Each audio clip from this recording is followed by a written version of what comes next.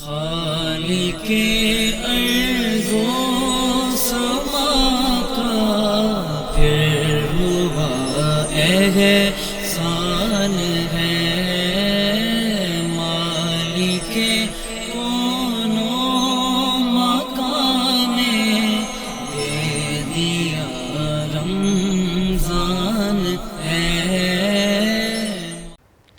نحمدہ ونصلی ونسلم علی رسولہ الکریم، اما بعد فاعوذ باللہ من الشیطان الرجیم، بسم اللہ الرحمن الرحیم۔ قال رسول اللہ صلی اللہ علیہ وسلم من قامہ ایمانا و احتسابا غفر له ما تقدم من ذنبہ۔ وقال اللہ تبارک و تعالی فی شان حبیبہ صلی اللہ علیہ وسلم ان اللہ وملائکتہ یصلون علی النبی یا ایہا الذین آمنوا صلوا علیہ وسلموا تسلیما۔ اللہم صلی علی سیدنا و مولانا محمد وعلی آل سیدنا و مولانا محمد و اصحاب سیدنا و مولانا محمد وبارک وسلم وصلی علیہ۔ الصلاة والسلام علیک یا سیدی یا رحمتا للعالمین وعلی آلک و اصحابک یا سیدی یا خاتم النبیین۔ السلام علیکم ورحمۃ اللہ وبرکاتہ۔ میں ہوں آپ کا میزبان محمد سلیمان شفیق یوسفی اور آپ دیکھ رہے ہیں نگینہ ٹی وی۔ ناظرین، رمضان المبارک کا عظیم الشان مہینہ اپنی رحمتوں کو بکھیر رہا ہے اور اپنی بہار دکھا رہا ہے۔ رمضان المبارک کا مہینہ وہ بابرکت مہینہ ہے کہ جس میں نیکیوں کا ثواب بڑھ جاتا ہے۔ نفل پڑھو تو اللہ فرضوں کا ثواب عطا فرماتا ہے، فرض پڑھے جائیں تو اللہ 70 فرائض کے برابر ثواب عطا فرماتا ہے۔ جی ہاں، یہ وہی بابرکت مہینہ ہے کہ جس میں اللہ تبارک و تعالی شیاطین کو زنجیروں میں جکڑ دیتا ہے۔ یہ وہی بابرکت مہینہ ہے کہ جس میں جنت کے دروازے کھول دیے جاتے ہیں اور دوزخ کے دروازے بند کر دیے جاتے ہیں۔ یہ وہی بابرکت مہینہ ہے کہ جس میں اللہ تبارک و تعالی ہر رات دوزخ سے لوگوں کو آزاد فرماتا ہے اور اللہ تبارک و تعالی کی رحمتیں لوگوں کے اوپر جو ہے وہ برسنا شروع ہو جاتی ہیں۔ یہ وہی بابرکت مہینہ ہے کہ جس میں رحمتوں کی برسات ہوتی ہے، اور یہ وہی بابرکت مہینہ ہے جس کی ایک رات 1000 مہینوں سے افضل ہے۔ جی ہاں، یہ وہی رمضان المبارک کا مہینہ ہے کہ جس میں جبریل امین بھی نازل ہوتے ہیں، فرشتوں کے لشکر کے ساتھ نازل ہوتے ہیں، لوگوں کے ساتھ مصافحہ بھی کرتے ہیں۔ اور یہ وہی بابرکت مہینہ ہے کہ جس کے روزے رب ذوالجلال نے فرض قرار دیے۔ نبی پاک علیہ السلام کا ارشاد گرامی ہے، کل عمل ابن آدم لہو، کہ ابن آدم کا ہر عمل اس کے لیے ہے، الا الصوم، سوائے روزے کے۔ نبی پاک صلی اللہ علیہ وآلہ وسلم ارشاد فرماتے ہیں کہ اللہ تبارک و تعالیٰ یہ ارشاد فرماتا ہے کہ فَإِنَّهُ لِي وَأَنَا أَجْزِي بِهِ، کہ روزہ میرے لیے ہے اور میں خود اس کی جزا دیتا ہوں۔ اور بعض محدثین نے فرمایا کہ یہ ترجمہ تو اس صورت میں ہے کہ جب انا اجزی بھی اس کو پڑھا جائے، اور اگر اس کو پڑھا جائے وانا اجزا بھی، تو اس کا مطلب یہ ہے کہ اللہ تبارک و تعالی ارشاد فرماتا ہے کہ روزہ میرے لیے ہے اور میں خود اس کی جزا ہوں۔ مطلب کیا بنا کہ نبی پاک علیہ السلام فرماتے ہیں کہ اللہ تبارک و تعالیٰ کے ارشاد گرامی کے مطابق باقی عبادات کی جزا جنت ہے اور روزے کی جزا خود رب کائنات ہے۔ اور یہ جزا کس طرح حاصل ہو سکتی ہے، اس کے بارے میں نبی پاک علیہ السلام کا فرمان عالی شان ہے۔ آپ فرماتے ہیں من قامہ ایمانا و احتسابا غفر له ما تقدم من ذنبہ، کہ جس شخص نے ایمان اور احتساب کے ساتھ اس ماہ مبارک کی راتوں کو قیام کیا، اللہ تبارک و تعالیٰ اس کے پچھلے سارے گناہوں کو معاف فرما دیتا ہے۔ اب یہ سعادت ہم کس طرح حاصل کر سکتے ہیں، اس کی راتوں میں قیام کیا ہے، ان سب باتوں کے جاننے کے لیے حسب سابق ہمارے اسٹوڈیو میں موجود ہیں مفتی اسلام، مذہبی اسکالر حضرت علامہ مولانا صاحبزادہ مفتی خلیل احمد یوسفی صاحب۔ جی صاحبزادہ صاحب، السلام علیکم ورحمۃ اللہ وبرکاتہ۔ وعلیکم السلام ورحمۃ اللہ وبرکاتہ۔ آپ کا بہت بہت شکریہ، آپ اتنی مہربانی فرماتے ہیں کہ ہماری رہنمائی کے لیے ہر وقت موجود رہتے ہیں۔ آپ کا شکریہ کہ آپ مجھے نگینہ ٹی وی کے پلیٹ فارم پہ گفتگو کا موقع دیتے ہیں، اور میں دیکھ رہا ہوں آج کل حالات جس طرح کے بنے ہوئے ہیں، لوگوں کے ہاں روزگار نہیں ہے، تو نگینہ سوشل ویلفیئر سوسائٹی اور انجمن اشاعت دین اسلام لوگوں کے گھروں میں پورے مہینے کا راشن بھیج رہے ہیں۔ سبحان اللہ، سبحان سینکڑوں اللہ کی تعداد سبحان میں اللہ۔ وہ گھر ہیں جہاں انہوں نے یہ راشن وغیرہ بھیجا ہے. سبحان اللہ. اللہ تعالیٰ اس کاوش کو قبول و منظور فرمائے آمین. اور دنیا کے کونے کونے میں نگینہ ویلفیئر سوسائٹی کی عزت اور عظمت کو قائم اور دائم فرمائے. آمین. اور اللہ تعالی ہمیں بھی ان کے ساتھ تعاون کی توفیق عطا جی فرمائے. بالکل بالکل. یہ ایک دوسرے کے ساتھ تعاون ہی ہے. جی بالکل. جیسے کہ اللہ تعالیٰ کا بھی فرمان ہے وَتَعَاوَنُوا عَلَى الْبِرِّ وَالتَّقْوَى کہ نیکی اور پرہیزگاری کے کاموں میں ایک دوسرے کی مدد کرو. تو ہمیں بھی نگینہ سوشل ویلفیئر سوسائٹی اور انجمن اشاعت دین اسلام رجسٹرڈ پنجاب کے ساتھ تعاون کر کے اس کام کو اور آگے بڑھانا چاہیے اور غرباء، فقراء اور مساکین کی امداد میں اپنا حصہ بھی ڈالنا چاہیے. جی مفتی صاحب ارشاد فرمائیں قیام رمضان کیا ہے؟ بسم اللہ والصلاة والسلام علی رسول اللہ. قبلہ علامہ صاحب آج ہم قیام رمضان پر گفتگو کرنے کے لیے یہاں حاضر خدمت ہیں. میں ایک نظریہ آپ کی خدمت میں عرض کروں گا. جی ضرور. پھر اس کے بعد ہم تقسیم کاری کے ساتھ بخاری کی روایات آپ کی خدمت میں عرض کریں گے. جی. سب سے پہلا مسئلہ تو یہ ہے کہ قیام رمضان کیا ہے. ٹھیک ہے. قیام رمضان ہے رمضان شریف میں قیام کرنا، عبادت کرنا. قیام سے مراد عبادت کرنا. قیام سے مراد عبادت ہے. ٹھیک ہے. حضور اکرم شفیع معظم صلی اللہ تعالیٰ علیہ وسلم نے اپنی زندگی میں قیام رمضان میں 3 دن باجماعت نماز کروائی. نماز تراویح. قیام رمضان. ٹھیک ہے. حضور صلی اللہ تعالیٰ علیہ وسلم کے زارہ زمانہ حیات میں اس کو قیام رمضان کہا جاتا تھا. ٹھیک ہے. تراویح اس کا نام بعد میں پڑا. ٹھیک ہے. آقا کریم صلی اللہ تعالیٰ علیہ وسلم نے جو رمضان المبارک کی راتوں میں قیام کروایا، امام بخاری رحمۃ اللہ علیہ نے کتاب ذکر کی ہے، کتاب صلاۃ التراویح، تراویح کی نماز کی کتاب. یہ 31 نمبر کتاب ہے. ٹھیک ہے. اور اس کا پہلا باب ہے باب فضل من قام رمضان، کہ رمضان المبارک میں قیام کی فضیلت. سبحان اللہ. سبحان اللہ. اس میں امام بخاری رحمۃ اللہ نے 6 حدیثیں بیان فرمائیں. سبحان اللہ. اس میں 5ویں حدیث 2012 نمبر یہ حدیث مبارک ہے، جس کی راویہ ہیں ام المؤمنین سیدہ عائشہ صدیقہ طیبہ طاہرہ رضی اللہ تعالی عنہا. آپ فرماتی ہیں نبی صلی اللہ تعالی علیہ وسلم خرجہ لیلۃ من جوف اللیل، درمیان کے حصے میں، رات کے درمیانی حصے میں آپ صلی اللہ تعالی علیہ وسلم اپنے آستانہ شریف سے باہر تشریف لائے. فصلی فی المسجد، آپ نے مسجد میں نماز پڑھائی. وصلی رجال بصلاتی، اور جو افراد موجود تھے انہوں نے حضور صلی اللہ تعالی علیہ وسلم کے ساتھ نماز پڑھی. سبحان اللہ. سبحان اللہ. صبح کے وقت میں بات ہوئی کہ یار رات تو بڑے ہی نظارے تھے. سبحان اللہ. سبحان آقا اللہ. کریم صلی اللہ تعالی علیہ وسلم نے نماز پڑھی. سبحان اللہ. مفتی صاحب واقعی کیا نظارے ہوں گے کہ امام الانبیاء علیہ الصلوۃ والسلام آپ تشریف فرما ہوں، آپ امامت کروا رہے ہوں، صحابہ کرام رضی اللہ عنہم پیچھے ہاتھ باندھ کے کھڑے ہوں اور پھر دیدار مصطفیٰ بھی کر رہے ہیں. اور کوئی یہ بھی خیال نہ کرنے والا ہو کہ کب رکوع ہوگا اور کب سجدہ ہوگا. سبحان اللہ. سبحان اللہ. یہاں تو مسجدوں میں قیام لمبا ہو جائے تو مسائل کھڑے ہو جاتے ہیں. وہاں ایسا کوئی، وہاں تو طلب ہوتی تھی سبحان اللہ. سبحان اللہ. سبحان اللہ. جب صبح لوگوں نے یہ سنا کہ رات حضور صلی اللہ تعالی علیہ وسلم نے نماز پڑھائی آدھی رات کو، اگلے دن لوگ زیادہ ہو گئے. آپ نے دوسرے دن بھی سبحان اللہ. پھر آپ نے تیسرے دن بھی پڑھائی، مسجد کھچا کھچ بھر گئی. سبحان اللہ. سبحان اللہ. چوتھا دن ہوا تو نبی صلی اللہ تعالی علیہ وسلم آپ مسجد میں تشریف نہ لائے. کیوں؟ فرمایا عاجز المسجد عن اہلہ، مسجد عاجز آ گئی اپنے اہل سے. اللہ اکبر. اللہ اکبر. یعنی اتنے لوگ آئے کہ مسجد بھر گئی. مسجد بھر گئی. اچھا مفتی صاحب، وہ پھر آپ نے جو نماز پڑھائی تھی بھی رات کے آدھے حصے میں. اللہ اکبر. وہ شاکان مصطفیٰ تھے. سبحان اللہ. سبحان اللہ. صبح اور رات ان کے لیے کوئی معنی نہیں رکھتی تھی، ان کے لیے معانی تھے حضور پاک صلی اللہ علیہ وسلم کی زیارت اور قرات. سبحان اللہ. سبحان اللہ. مسجد بھر گئی اور مسجد فل ٹائٹ ہو گئی. اب چوتھی رات حضور صلی اللہ تعالی علیہ وسلم کا انتظار ہو رہا، آپ نہیں آئے تشریف. اللہ اکبر. اللہ اکبر. آقا کریم صلی اللہ تعالی علیہ وسلم سحری کے قریب آئے تو صحابہ نے عرض کی یا رسول اللہ صلی اللہ علیہ وسلم ہم ساری رات آپ کا انتظار کرتے رہے.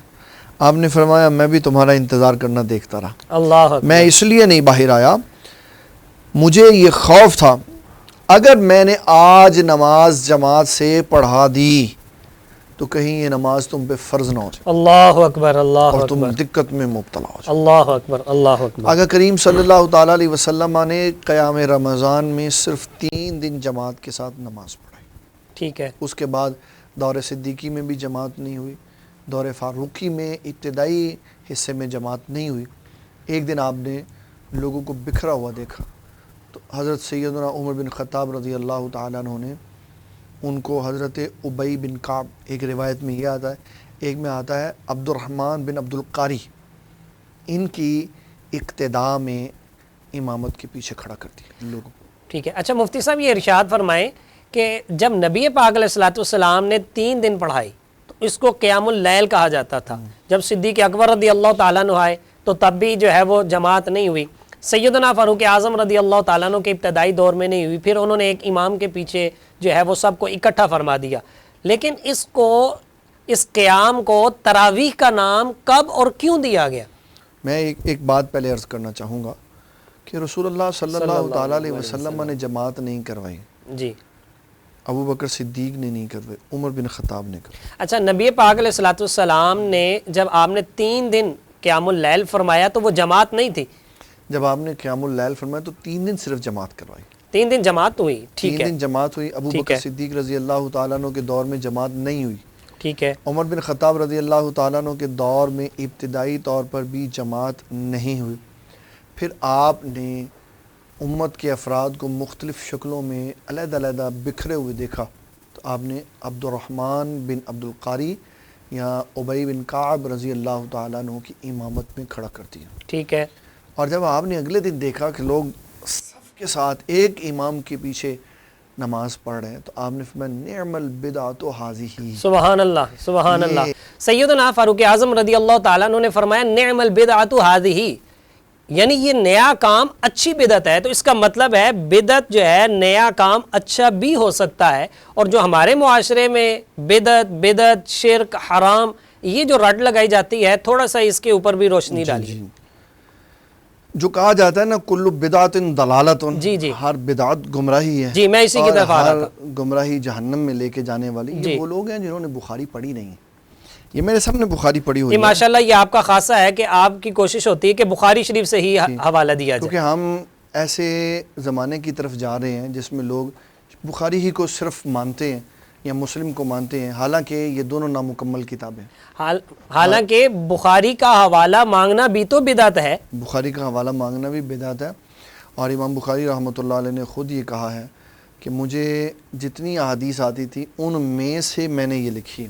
اس کا مطلب ہے کئی صحیح حدیثیں انہوں نے چھوڑ دی، اور یہ کہنا کہ بس بخاری دکھاؤ، نہیں، یہ جملہ نہیں ہونا چاہیے، بلکہ یہ ہونا چاہیے نبی صلی اللہ تعالیٰ علیہ وسلم کی حدیث صحیح دکھائیں۔ سبحان اللہ، سبحان اللہ۔ میں بہرحال بخاری کی حدیث نمبر 2010 یہ آپ کے سامنے میں نے عرض کی ہے ابھی۔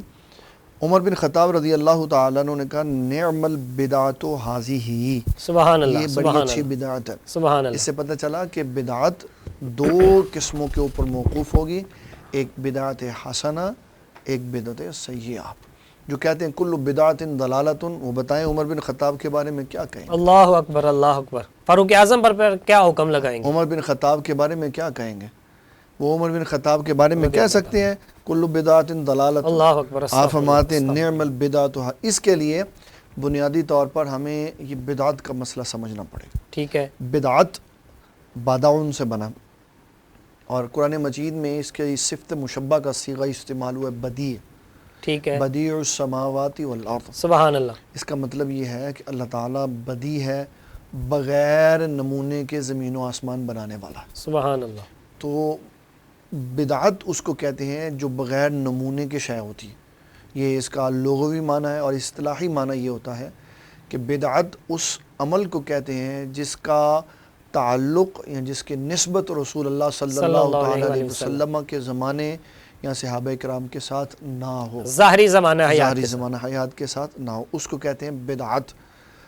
اب علماء کرام نے اس کی وضاحت کی عمر بن خطاب رضی اللہ تعالیٰ عنہ کی اس حدیث کو سامنے رکھتے ہوئے کہ اگر وہ کام کرنے سے اسلام کو تقویت ملتی ہے تو وہ بدعت حسنہ ہے. سبحان اللہ. جس طرح عمر بن خطاب رضی اللہ تعالیٰ عنہ نے کہا نعم البدعۃ ھذہ، سبحان کتنی اللہ. اچھی بدعت ہے. سبحان اللہ. اور اگر اس سے اسلام کو کوئی ستون گرے تو وہ بدعت سیئہ. میں اس اگر- میں ایک حدیث اور بھی عرض کرنا چاہوں گا.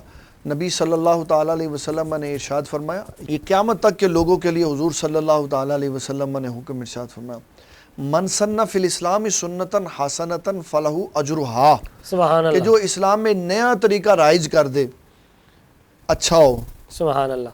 اس کے اوپر جتنے بھی عمل کرتے رہیں گے تو جتنا سب کو ثواب ملے گا، اچھا عمل کرنے والے کو، آغاز کرنے والے کو سب کا ثواب ملے گا. تو آقا کریم صلی اللہ تعالیٰ علیہ وسلم نے وضاحت کے ساتھ فرما دیا کہ کوئی بھی اسلام میں اچھا کام کرے، بعد میں آنے والے جتنے لوگ اس کے اوپر عمل پیرا ہوں، جتنا ثواب اللہ ان کو عطا فرمائے گا، اتنا ہی ثواب اللہ تعالیٰ اس کام کی ابتدا کرنے والے کو دے گا. سبحان اللہ. سبحان اس کا اللہ. مطلب ہے اسلام نے اچھے کاموں کی اجازت دی ہے کہ جس کی بنیاد شریعت میں نہ ہو لیکن وہ اچھا وہ کیا جا سکتا ہے. ٹھیک ہے. اور حضرت عمر بن خطاب رضی اللہ تعالیٰ عنہ نے یہ کام کیا اور امت کو ایک جماعت میں جوڑ دیا اور فرمایا نعم البدعۃ ھذہ. اس کا مطلب واضح کر دیا کہ اچھی بدعت جائز ہے، بری بدعت جائز نہیں. تو مفتی صاحب ارشاد فرمائے نا، پھر اس قیام اللیل کو نماز تراویح کا نام کب اور کیوں دیا گیا؟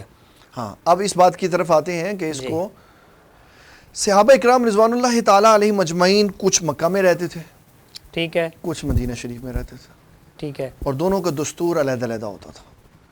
جو مکہ المکرمہ میں رہتے تھے وہ 4 رکعات پڑھنے کے بعد جتنی دیر میں 4 رکعات پڑھی ہوتی اتنی دیر میں بیت اللہ کا طواف کر لیتے تھے، یعنی 7 چکر لگا لیتے تھے. اچھا، اس دور میں وہ 4 رکعت پڑھنے کے بعد کعبۃ اللہ کا طواف کرتے تھے. ٹھیک اور ہے. مدینہ المنورہ میں جو احباب تھے وہ 4 رکعات پڑھنے کے بعد بیٹھ کے آرام کرتے تھے. ٹھیک ہے. آرام راحت سے ہے اور ٹھیک ہے. راحت سے ترویحہ ہے. ٹھیک ہے. اور ترویحہ کہتے ہیں 4 رکعات کے بعد آرام کرنا، 4 رکعات کے بعد آرام کرنا، اس کو کہتے ہیں ترویحہ.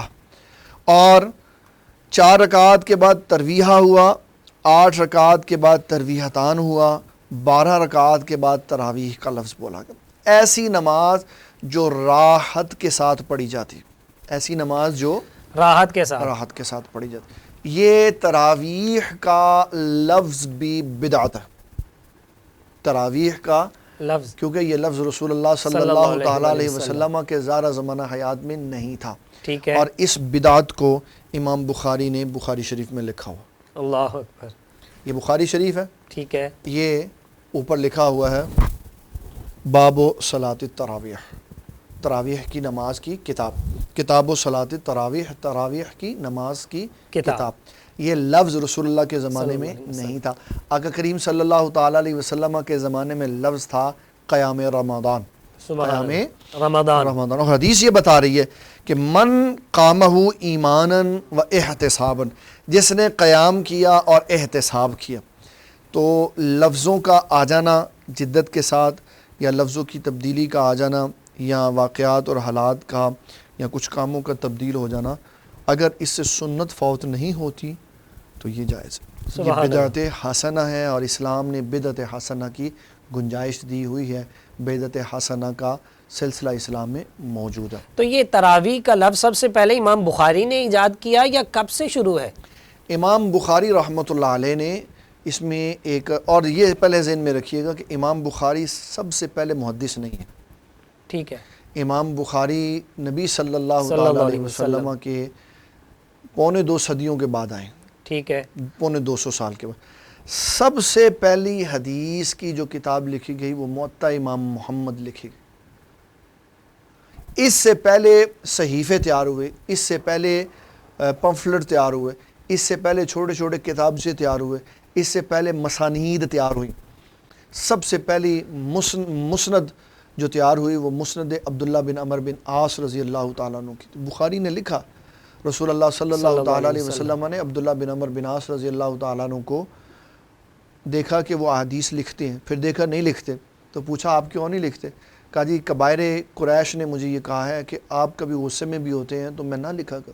آپ نے اپنی انگلی مبارک کے ساتھ اپنے منہ کی طرف اشارہ کر کے فرمایا عبداللہ بن عمر بن عاص یہ یاد رکھو، ہم غصے میں ہوں یا ہم خوشی میں ہوں، اس منہ سے سچ کے علاوہ کوئی بات نہیں نکلتی۔ سبحان اللہ، آپ سبحان لکھیں۔ اللہ، یعنی آپ جلال میں ہو یا جمال میں ہو، آپ کے منہ پوری مبارک سے کائنات حق میں، کے سوا کچھ بھی نہیں نکلتا۔ پوری کائنات میں سبحان حضور اللہ، صلی اللہ تعالیٰ علیہ سبحان وسلم ایسے ہیں سبحان اللہ، کہ جب سبحان آپ اللہ، جلال میں بھی ہوں تو بات سچی نکلتی۔ سبحان اللہ، سبحان پھر اللہ، آپ کی اس روش پر، آپ کی سنت پر عمل کرتے ہوئے صحابہ کرام، اولیاء اعظام بھی ایسے ہیں جو غصے اور جلال میں بھی سچ بولتے ہیں جی کہ قیام رمضان اصل ہے، ٹھیک ہے، اور اس کو تراویح کا نام دینا یہ بدعت ہے۔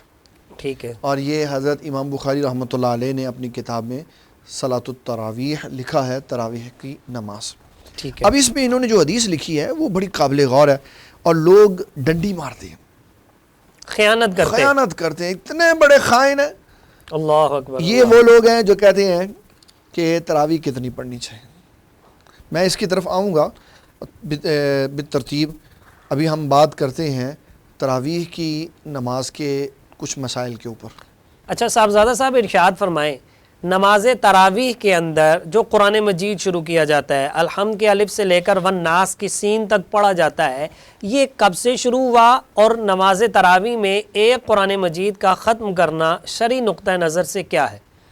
حضرت عمر بن خطاب نے جماعت قائم کروائی اور قرآن مجید کی تلاوت کروائی، اور ٹھیک پورا ہے، قرآن مجید نماز تراویح میں ختم کروایا حضرت عمر بن خطاب رضی اللہ تعالیٰ عنہ نے۔ یعنی جب با جماعت نماز کا اہتمام ہوا تبھی سے قرآن مجید کی تبھی سے تکمیل کا قرآن سلسلہ مجید- بھی شروع ہوا۔ جی، اس سے لے کے اب تک امت مسلمہ رمضان المبارک میں نماز تراویح میں قرآن مجید پڑھتی ہے، سبحان اللہ، اور یہ مسنون ہے، ٹھیک ہے، فرض نہیں ہے، واجب نہیں ہے۔ جہاں نہ تکمیل ہو سکتی ہو وہاں حرج نہیں ہے، لیکن کوشش کرنی چاہیے کہ قرآن مجید مکمل ہو، لیکن نماز تراویح کا انعقاد مسلسل ہونا چاہیے۔ تو کیا صاحبزادہ صاحب فرمائیں کہ اگر کوئی سستی کی وجہ سے قرآن مجید کی تکمیل نہیں کرتے، یار چلو جلدی جلدی سے پڑھیں گے، پھر صبح اٹھنا بھی ہوتا ہے، تو کیا ایسا کرنا جائز ہے؟ شوق کی کمی اور سنت سے بے رغبتی ہے۔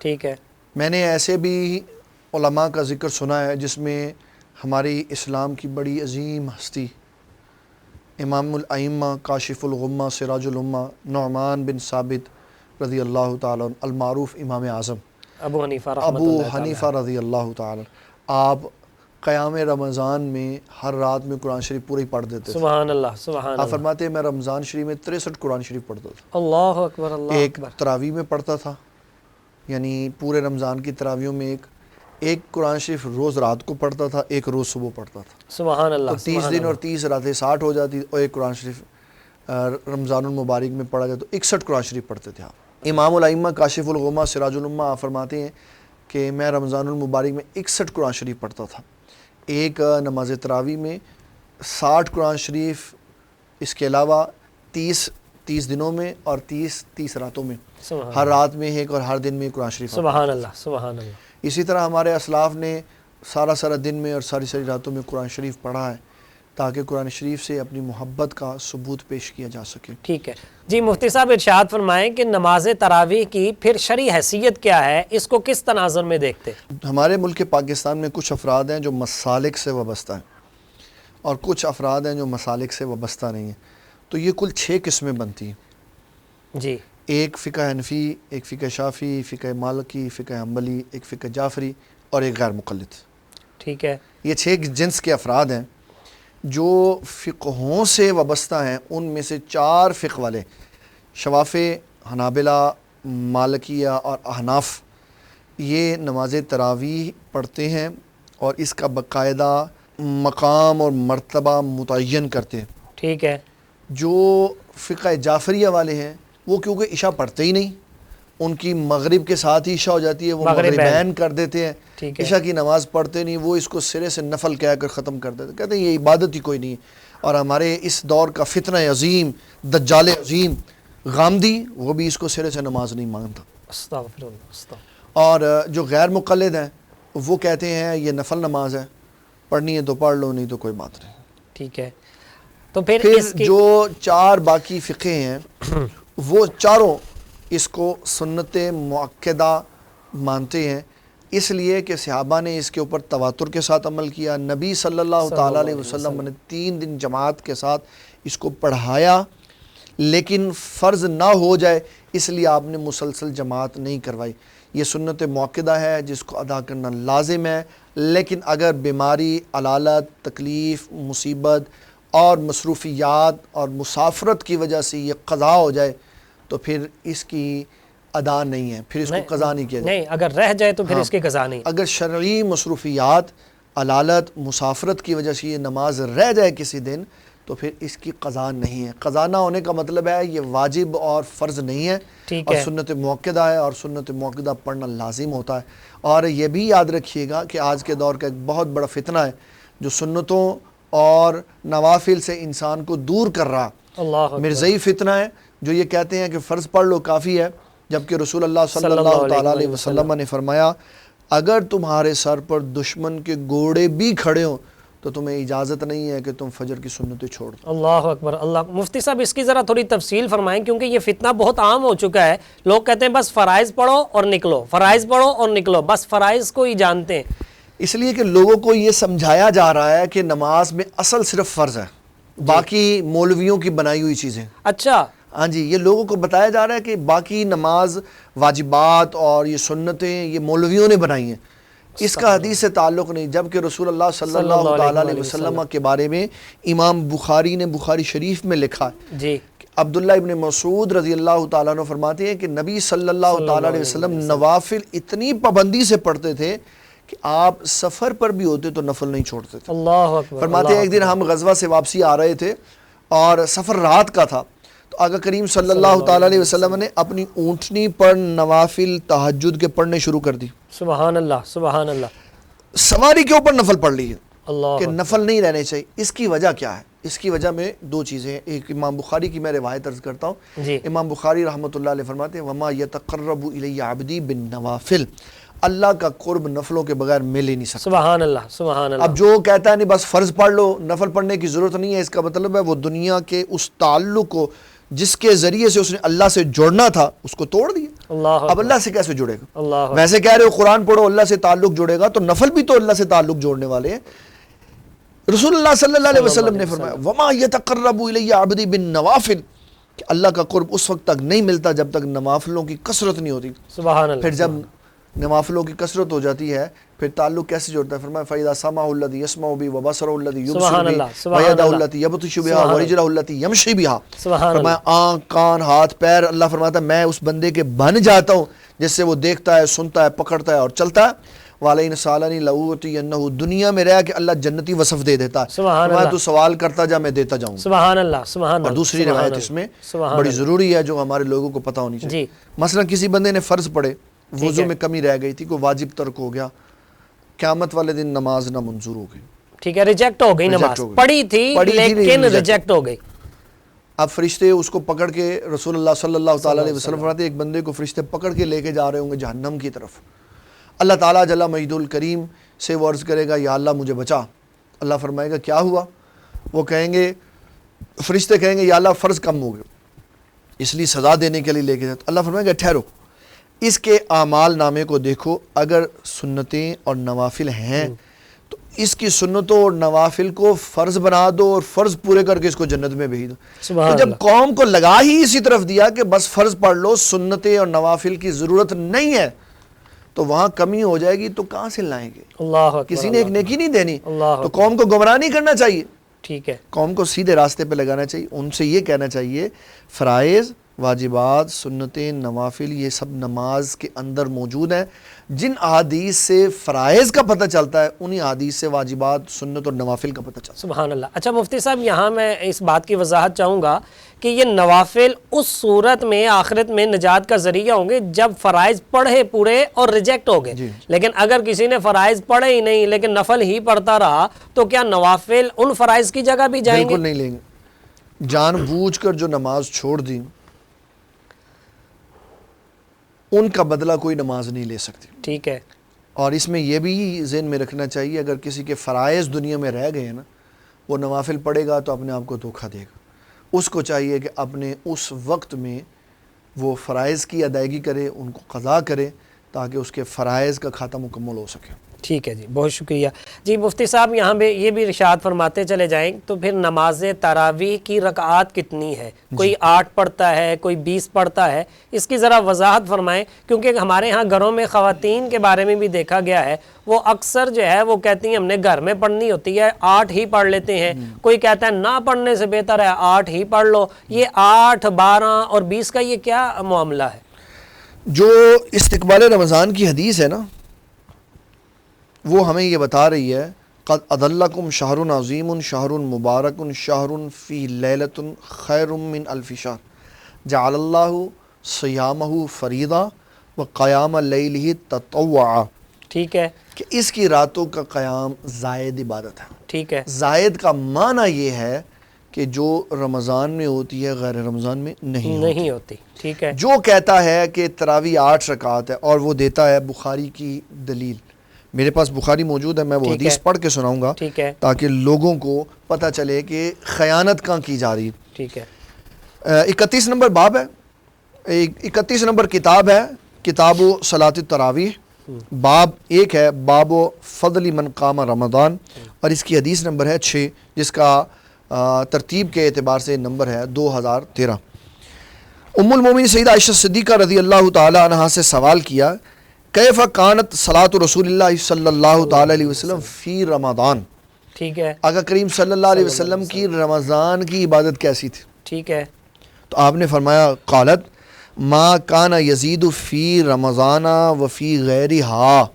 آپ رمضان و غیر رمضان، وہ پوچھ رہا ہے رمضان، ٹھیک ہے، آپ بتا رہی ہیں رمضان و غیر رمضان. ٹھیک ہے، کیا فرمایا؟ فرمایا الا 11 رکعتن، کہ 11 سے زیادہ نہیں تھی. وہ کیسے پڑھتے تھے؟ یصلی اربعن، پہلے 4 پڑھتے تھے. فلا تسأل علی حسنہن و طولہن، فرمایا تو سوال نہ کر ان کی خوبصورتی کا اور ان کی لمبائی کا، یعنی کتنا لمبا آپ قیام فرماتے، کتنی لمبی آپ وہ نماز پڑھتے، اس کا سوال نہ کر. ثم یصلی اربعن فلا تسأل عن حسنہن و طولہن، پھر اس کے بعد 4 پڑھتے، اسی طرح خوبصورت پڑھتے، لمبی پڑھتے. ثم یصلی ثلاثا، پھر اس کے بعد 3 وتر پڑھتے. فقلت یا رسول اللہ صلی اللہ تعالی علیہ وسلم اتنام قبل ان یوتر، آپ وطروں سے پہلے سو جاتے؟ آقا کریم صلی اللہ تعالی علیہ وسلم نے فرمایا یا عائشہ تو انا عینی تنامانی ولا ینام قلبی، میری آنکھیں سوتی ہیں میرا دل جاگتا ہے. سبحان اللہ، سبحان اللہ. یہ حدیث ہے جو امام بخاری نے کتاب صلاۃ التراویح میں لکھی ہے، اور یہی حدیث ہے اور اس کا نمبر ہے 1147. ٹھیک ہے، باب باندھا ہے باب قیام النبی صلی اللہ تعالی علیہ وسلم باللیل فی رمضان و غیرہ، رمضان اور غیر رمضان میں. ٹھیک ہے، اور اس میں بھی بعین ہی یہی حدیث مبارک ہے، اور اس کے علاوہ یہ حدیث بخاری میں 2013 نمبر پر بھی ہے، 3569 نمبر پہ 4 مرتبہ یہ حدیث مبارک امام بخاری نے بیان کی. اس میں لفظ ہے رمضان اور غیر رمضان. پہلا سوال اس میں یہ ہے، ٹھیک ہے، کہ تراویح کی جو عبادت ہے وہ صرف رمضان میں. سبحان اللہ. سیدہ عائشہ صدیقہ حضور صلی اللہ تعالی علیہ وسلم کا وہ عمل مبارک بیان کر رہی ہیں جو رمضان اور غیر رمضان کا. ٹھیک ہے، یہاں تو اس کا مطلب یہ ہوا کہ امت پڑھے تراویح رمضان میں، اور حضور صلی اللہ علیہ وسلم رمضان اور غیر رمضان میں بھی تراویح پڑھے. ایک اس کو بیان کیا نماز تہجد میں، ایک اس کو بیان کیا قیام رمضان میں. تو دونوں جگہ بیان کرنے کا مقصد یہ تھا کہ رسول اللہ صلی اللہ تعالی علیہ وسلم کا یہ عمل مبارک قیام رمضان میں بھی تہجد بیان کر رہا ہے اور باب تہجد میں بھی تہجد بیان کر رہا ہے. اس سے نماز تراویح والا قیام مراد نہیں ہے، کیونکہ وہ صرف رمضان میں ہوتا ہے اور غیر رمضان میں نہیں ہوتا، اور دلیل یہ بن نہیں سکتی اس لیے کہ اس میں غیر رمضان کے لفظ موجود ہیں کہ آپ رمضان اور غیر رمضان میں دونوں جگہ پر 11 رکعات پڑھتے تھے. ٹھیک ہے، تو یہ 20 رکعت پھر نماز تراویح کے بارے میں بھی کوئی دلیل ارشاد فرمائیں؟ جی میں اس میں بڑی تفصیل سے آپ کو بات بتاؤں گا. یہ ذہن میں رکھیے گا، یہ تراویح جو ہے، یہ جو قیام رمضان میں سیدہ عائشہ صدیقہ کی بات بیان کی، رمضان غیر رمضان، یہ نماز تہجد ہے. ٹھیک ہے، آپ نے 8 پڑھی. اس کے علاوہ بھی بخاری میں بے شمار ایسی روایات موجود ہیں جس میں یہ پتہ چلتا ہے کہ آپ نے 2 سے لے کے 12 رکعات تک تہجد پڑھے. تہجد میں کمی زیادتی انسان کی صحت کے مطابق ہوتی رہتی ہے، لیکن کم از کم آپ نے 8 رکعات پڑھی، کبھی 2 پڑھی، کبھی 4 پڑھی، کبھی 6 پڑھی، کبھی 8 پڑھی. جب سیدہ عائشہ صدیقہ آپ کے نکاح میں آئی اس کے بعد آپ نے ہمیشہ 8 پڑھی، سبحان اور 3 وطر آپ نے نماز تراویح کے نماز تہجد کے بعد پڑھے۔ اچھا مفتی صاحب ارشاد فرمائیں کہ یہ جتنی بھی آپ نے روایات سنائی ہیں ان سب میں نبی پاک علیہ الصلوۃ والسلام نے نماز وطر تہجد کی نماز کے ساتھ ادا فرمائے، اس کی وجہ کیا ہے؟ اس کی وجہ یہ ہے علامہ صاحب کہ نبی صلی اللہ تعالیٰ علیہ وسلم کا ارشاد مبارک ہے انسان جتنی دیر عبادت کرتا ہے وہ سارا وقت اس کا عبادت میں شمار ہوتا ہے۔ عشاء پڑھی اول وقت میں اور وطر پڑھے آخر وقت میں، تو ایسے ہے جیسے ساری رات عبادت میں رہے۔ سبحان اللہ سبحان اللہ۔ اور یہ اس شخص کے لیے ہے جس کو یہ یقین کامل ہو کہ میں نے تہجد میں اٹھنا ہے، ٹھیک ہے، اور یہ امتیوں کے لیے نہیں ہے، یہ صرف حضور صلی اللہ تعالیٰ علیہ وسلم کا خاصہ تھا، اس لیے آپ اس کو تہجد کے وقت پڑھتے تھے۔ امتیوں کے بارے میں رسول اللہ صلی اللہ تعالیٰ علیہ وسلم نے یہ جملہ ارشاد فرمایا، کوئی شخص تم میں سے اس وقت تک مت سوئے جب تک وطر نہ پڑھ لے۔ سبحان اللہ۔ اگر یہ سو گیا وطر کے بغیر تو ہو سکتا ہے فجر بھی قضا ہو جائے تو وطر کدھر اللہ جائے؟ اکبر اللہ اکبر۔ وطر تم ساتھ پڑھو۔ آپ کا اپنا عمل مبارک اور تھا، آپ کا قول اور تھا، تاکہ امتیوں کے لیے سہولت ہو جائے اور اپنے لیے آپ نے اپنی مرضی کی جائے، یعنی وہ نبی پاک علیہ الصلوۃ والسلام کا خاصہ ہے۔ جی ٹھیک ہے۔ اب بات یہ ہے کہ نماز تراویح جس کو قیام رمضان کہتے ہیں اس میں رکعات کتنی؟ ٹھیک ہے جی نماز تراویح کے لیے یہ تو بات ثابت ہو گئی کہ 8 رکعات تراویح نہیں ہے۔ اب کتنی ہے اس میں آپ کو مصنف عبد الرزاق، ٹھیک ہے یہ امام بخاری رحمۃ اللہ علیہ کے استاد ہیں، جی، انہوں نے دارالکتب العلمیہ بیروت کا یہ چھاپا ہے، اس کی حدیث 7760 میں حضرت عمر بن خطاب رضی اللہ تعالیٰ عنہ کا یہ قول مبارک لکھا ہے کہ حضرت عمر بن خطاب رضی اللہ تعالیٰ عنہ نے جب نماز تراویح کا قیام کروایا تو آپ کے عہد میں 23 رکعات باجماعت ہوتی تھی، 20 نماز تراویح اور 3 وطر۔ ٹھیک ہے۔ پھر اس کے بعد مصنف ابن ابی شیبہ نے یہ حدیث بیان کی، فرماتے ہیں کہ حضور صلی اللہ تعالیٰ علیہ وسلم کے صحابہ میں سے عمر بن خطاب کے دور سے لے کر آخر تک رمضان المبارک میں 20 رکعات تراویح پڑھی جاتی تھی اور 3 وطر پڑھے جاتے تھے۔ ٹھیک ہے۔ پھر حضرت علی المرتضیٰ رضی اللہ تعالیٰ عنہ کی ایک روایت بیان کی کہ آپ سے کسی نے پوچھا کہ ہم قیام رمضان میں کتنی رکعتیں پڑھے، تو حضرت سیدنا علی المرتضیٰ رضی اللہ تعالیٰ عنہ نے فرمایا قیام رمضان میں 20 رکعات ادا کرو۔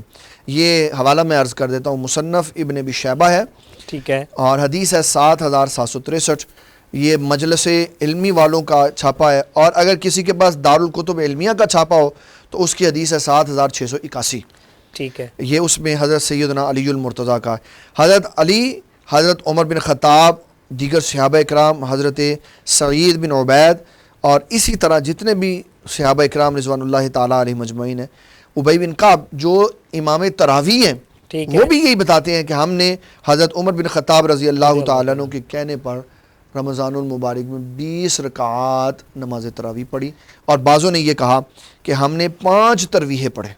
کتنے تراویح؟ 5 تراویح 5 تراویح پڑھے، 4 تراویح پڑھے، 4 رکعات پڑھی، ایک دفعہ آرام کیا، اور جب 5 تراویح 5 دفعہ آرام کر لیا تو ٹوٹل اس کو آپس میں جمع کیا تو یہ 20 رکعتیں بن گئی۔ اب میں اس میں احادیث کے درجے سے تھوڑا سا نیچے آ کے فقہاء کرام کی بات کر رہا ہوں۔ ٹھیک ہے۔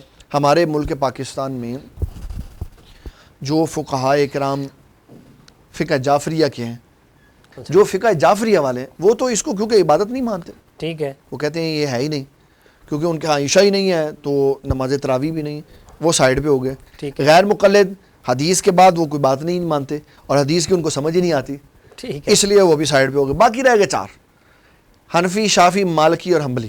ٹھیک ہے، وہ کہتے ہیں کہ یہ جو ہم استدلال کر رہے ہیں یہ صحابہ کے عمل سے کر رہے ہیں، ٹھیک ہے، کہ انہوں نے اتنی پڑھی تو ہم اتنی پڑھتے ہیں۔ کہہ رہے ہیں اگر ہم آ جائیں مدینۃ المنورہ، امام مالک فرماتے ہیں اگر ہم مدینۃ المنورہ آ جائیں تو صحابہ نے 20 نہیں پڑھی، صحابہ نے 36 رکعات بھی پڑھی۔ اللہ اکبر۔ کیونکہ شروع میں ہم نے یہ بات کی کہ بعض مکہ میں رہنے والے 4 پڑھنے کے بعد طواف کرتے تھے، ٹھیک ہے، اور بعض مدینہ المنورہ میں رہنے والے 4 کے بعد آرام کرتے تھے، اور مدینہ میں تراویح پڑھنے والوں کی 2 کیفیتیں تھیں، ایک 4 پڑھنے کے بعد 4 رکعات کے برابر آرام کرتے، اور دوسرا اتنی دیر میں 4 اور پڑھ لیتے تھے۔ سبحان اللہ، تو سبحان یہ پانچوں کے بیچ میں 4 اور آ گئی تو یہ 16 اور ہو گئی، وہ 20 ہو گئی تو یہ 36 ہو گئی۔ اللہ اکبر، اور یعنی اتنا عبادت کا ذوق اور شوق۔ اور پھر اس کے بعد جب 3 ملائی تو 39 ہو گئی۔ اور ایک روایت میں آتا ہے عمر بن خطاب رضی اللہ تعالیٰ عنہ نے ایک بندے کو تراویح میں 41 رکعت پڑھنے کا بھی حکم دیا۔ اللہ اکبر، اللہ اکبر۔ 8 کا کانسیپٹ کتب حدیث میں موجود نہیں ہے۔ یہ 8 جو کتاب الصلاۃ میں باب التراویح میں بیان کیا گیا ہے یہ نماز تہجد ہے۔ ٹھیک ہے، کیونکہ اس غیر کو رمضان میں بھی سرکار علیہ الصلوۃ والسلام کا یہی معمول تھا۔ معمول تھا۔ اور یہ نہیں ہو سکتا کہ حضور صلی اللہ تعالیٰ علیہ وسلم ایک کام رمضان میں اس کو تراویح بنا دے اور اسی کو پھر غیر رمضان میں تہجد بنا دے۔ پھر وہ تطوع تو نہ رہا۔ پھر اس میں یہ پتہ چلتا ہے کہ حضور صلی اللہ تعالیٰ علیہ وسلم نے رمضان میں تہجد کوئی نہیں پڑھی، اللہ اکبر۔ اور یہ تہجد تو حضور پاک صلی اللہ تعالیٰ علیہ وسلم پر فرض تھی، وَمِنَ اللَّيْلِ فَتَهَجَّدْ بِهِ نافلۃ نَافِلَةً لَكَ۔ اور اس نماز کو حضور صلی اللہ علیہ وسلم پر فرض بنا دیا۔ پھر یہ بتائیں کہ اگر اسی کو حضور صلی اللہ تعالیٰ علیہ وسلم نے غیر رمضان میں 8 تہجد پڑھا، رمضان میں یہی تراویح ہوئی تو رمضان میں تہجد کدھر گئی؟ اس سے لوگوں کو مس گائیڈ نہیں کرنا چاہیے۔ یہ رمضان وغیر رمضان دونوں میں تہجد ہے، قیام رمضان اس کے علاوہ ہے۔ اس کے لیے رعایت مل گئی کہ حضور صلی اللہ تعالیٰ علیہ وسلم نے 3 دن جماعت کروائی، صحابہ نے اس کو ایک مستقل جماعت میں اکٹھا کر دیا اور ہمارے لیے حکم ارشاد فرما دیا کہ علیکم بسنتی و سنت خلفاء الراشدین مہدیین، میرے کام بھی تمہارے لیے سنت ہے اور میرے صحابہ کرام خلفاء الراشدین کے کام بھی تمہارے لیے سنت ہے۔ اچھا مفتی صاحب، پھر ارشاد فرمائیں کہ یہ نماز تراویح جو ہے اس کو رمضان المبارک میں جماعت کے ساتھ کروانے کی وجہ کیا ہے؟ اس لیے کہ عشاء کی جماعت فرض ہے، ٹھیک ہے، اور وطر جو ہیں یہ واجب ہوتے ہیں، ٹھیک ہے، اور تراویح سنت موقدہ۔